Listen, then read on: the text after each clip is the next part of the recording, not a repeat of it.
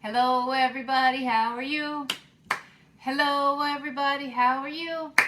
It is time to start our day. It is time to work and play. Hello everybody, how are you?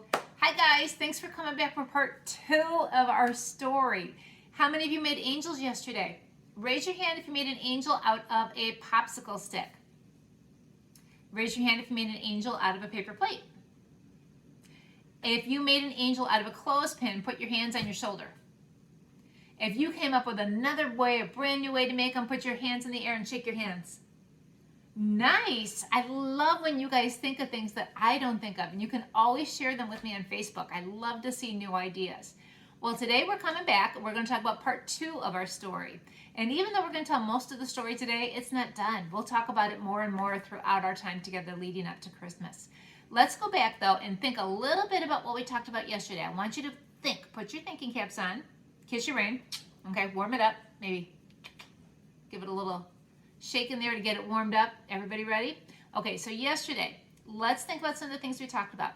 Before we even talked about our story, we talked about the setting, where it took place. Does anybody remember the name of the continent our story took place in yesterday? It was not North America. It was not Europe. It's one we hadn't learned about yet. It was, say it nice and loud, Asia. That's right. And it was right here in Asia, next to the little bit of water right there on the pink, in a town called, who remembers? Bethlehem. That's a long word. Bethlehem. Asia's a short word. Bethlehem's a long word. So that's the part of the world that our story took place in. Now, yesterday, we met a couple of the characters of our story, some very important characters in our story. Let me remind you, who did we learn about yesterday? Who was God's messenger that came to earth to deliver a very important message? Do you remember? It was the angel Gabriel. Now, who was it that Gabriel came and spoke to? That was Mary, the very faithful young girl. What was the message that Gabriel the messenger brought? Anybody remember? He told Mary that she was going to have a cow, right? She was going to have a cat. She was going to get a dog. No, she was going to have a baby. He told Mary that she was going to have a baby, and his name was going to be Jesus, and he was going to be God's son. So that was yesterday's part of the story. Let's flip this around here. Oh, there's nothing. We have to start all over again. Okay, let's start all over again. We're going to get the next part of the story, and I'm going to do it the same way I did with you yesterday. I'm going to tell the story while I draw it, and you are going to be thinking while you're watching and while you're listening, and you're going to try to decide what it is that I have drawn on here. You ready? And we can figure out the next part of the story together. Here we go. Okay. A very long, long time ago, there lived two very special people. A man named Joseph. We've heard his name a few times now, haven't we? And his wife, whose name was Mary.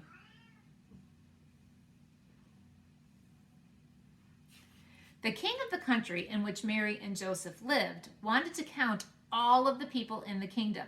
Do you know how we've just had a census? I don't know if you guys help Mommy and Daddy fill out the paperwork. We just had to tell the government how many people live at our houses. Mary and Joseph had to do the same thing. The king in their land ordered that.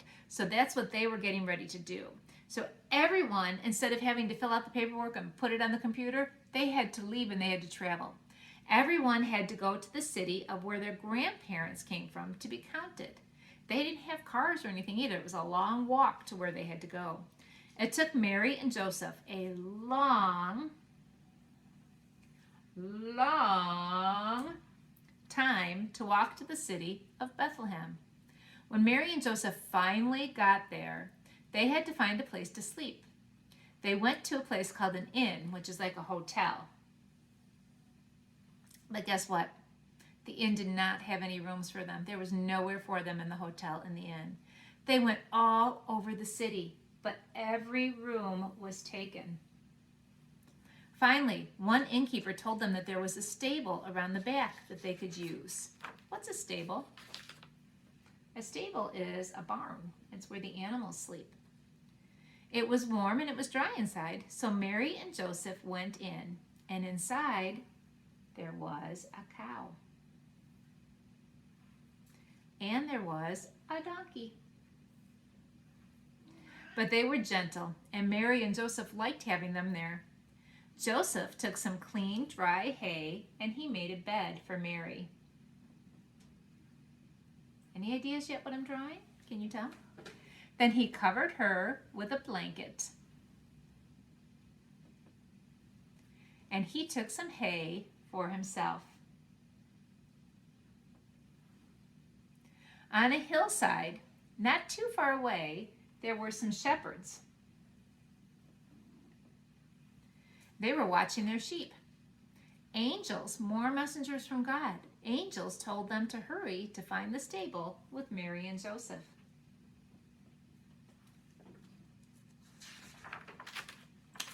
Far away in a different country were some wise men.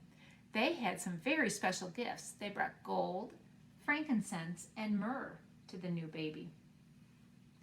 Because they lived so far away, the wise men needed help to find Bethlehem. God added a beautiful new star in the sky. The new star seemed to move, and the wise men followed it all the way to Bethlehem. What did the shepherds and the wise men see when they found Mary and Joseph? Can you tell? They followed the star, the wise men did, and what did they find when they got there? They found baby Jesus asleep on the hay. Isn't that neat? He wasn't born in a hospital. He wasn't even born in a bed. He was born in a barn. He was born in a stable where there were animals, and he had to sleep in a manger. Okay, so now here's a question for you. What is a manger? What does that mean, he had to sleep in a manger? Well, a manger is actually a feeding trough. It's where the cows and the cows and the horses, they would find their hay. Here's a picture of what a manger looks like.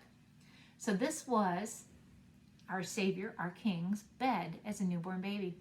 You can see that there is some hay sticking out of it that the animals might have been there to eat. And he laid on top of that. Joseph made him a nice little bed. And here's one more picture for you. This is what the stable that he was born in may have looked like. This is what a barn may have looked like back when Jesus was born. So this is where Mary and Joseph found a place to be. Baby Jesus was born, and he was laid in the manger. That's the next really special part of the story. Yesterday we talked about how would God come to earth. We never would have thought he would come as a little bit of a baby born in a barn, but that's how God chose to come to earth. So today what I'd like to have you guys do with me maybe is make a manger. I've got some supplies here. Let me show you what I've got. Of course, I've got to have a toilet paper roll. We use these a lot, don't we? I've got a marker to color it. And then after I'm done, I'm going to cut it. And I'm going to staple mine. You could glue yours. And then I don't have hay. Maybe you have some decorative, some straw or some hay you can use. I didn't. So I have some yarn that I'm going to use in place of my hay. And then I happen to have a little piece of fabric. This is going to be baby Jesus's blanket.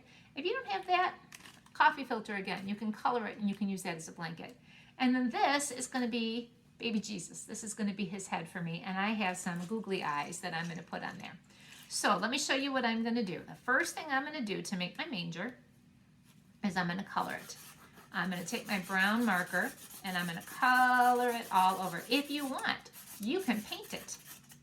If you are going to paint it, my suggestion would be to put a binder clip, a chip clip, maybe a clothespin on it, so then you can clip it and you don't have to get your hands covered in paint. So I would go all the way around my toilet paper tube, and I'm going to color it in brown because when I looked at this picture of the manger, I noticed it was brown. So I'm going to keep mine looking like that, and I'm going to color it all over.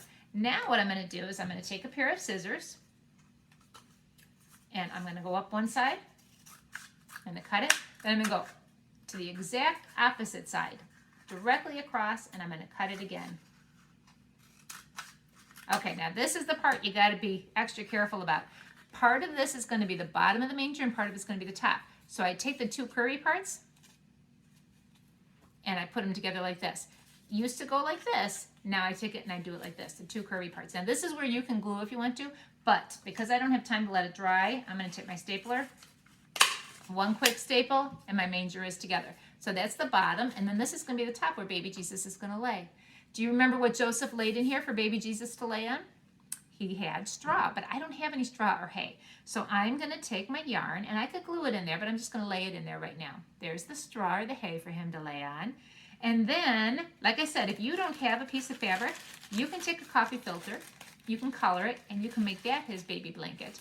I did have a piece of colorful fabric, so I'm just going to lay that on top. And I could glue it on, I could staple it on. Now for baby Jesus's face. I told you that what I was going to use was a cotton ball, and then I have a couple of googly eyes. So that I will glue. Let me see if my glue is ready. I'm going to glue, put a little dot, not a lot. Remember that? We don't need a lot of glue. I think it might be time for a refill on mine. What do you guys think? Well, I can't get my glue out right now. There we go. Dot, not a lot. And I'm going to put one eye, two eyes. And then I'm going to take baby Jesus and I'm going to put him in the manger, and I'll show you when I've got him in there. Now maybe you have something a little bit better to use for baby Jesus, but that's what I had. If you have a clothespin with a round top, you can use that. Maybe you have a Lego guy you can use. Maybe you can make a guy out of something else. But this is what I had in my house, so this is what I use. So this is my baby Jesus lying in a manger. I think this blanket's a little bit big for him, so I'm going to fold it in half. And now I can put this under my Christmas tree. This is my baby Jesus. So you can make a manger like that. There are so many other ways you can make a manger. If you have blocks, if you have Legos, if you have some sticks. I have some popsicle sticks here. I can use these guys to make a manger. Let's see. It needs, let's look at this picture again. I can even cross them. That's how the ends stayed up here. So I could do this. I could cross them, and I can make the ends. And then I can put some either going across this way or in the middle, and then I can put more over here across. I can use sticks. I can use all kinds of things. So today what I would like you guys to do is to go tell somebody about the story that we've been learning about. I want you to go tell them about the angel Gabriel, how he came to Mary, how baby Jesus was born and where he was born. And I also want you to make a manger. See what you can come up with. But before I leave you, before I say goodbye, we need to finish our story, don't we? We started our story yesterday in our Jesus Storybook Bible, but I only read a little bit. Today we're going to finish this part of the story off. You ready?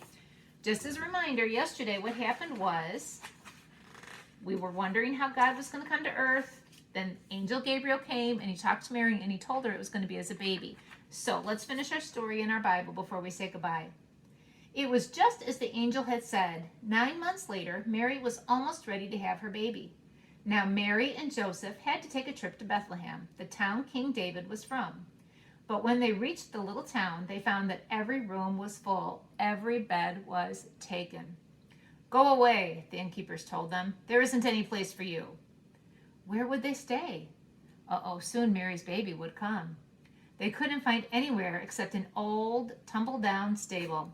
So they stayed where the cows and the donkeys and the horses stayed. See this beautiful place that they could have stayed? Nope. They went over here, and that's where Jesus was born. That's where there was room.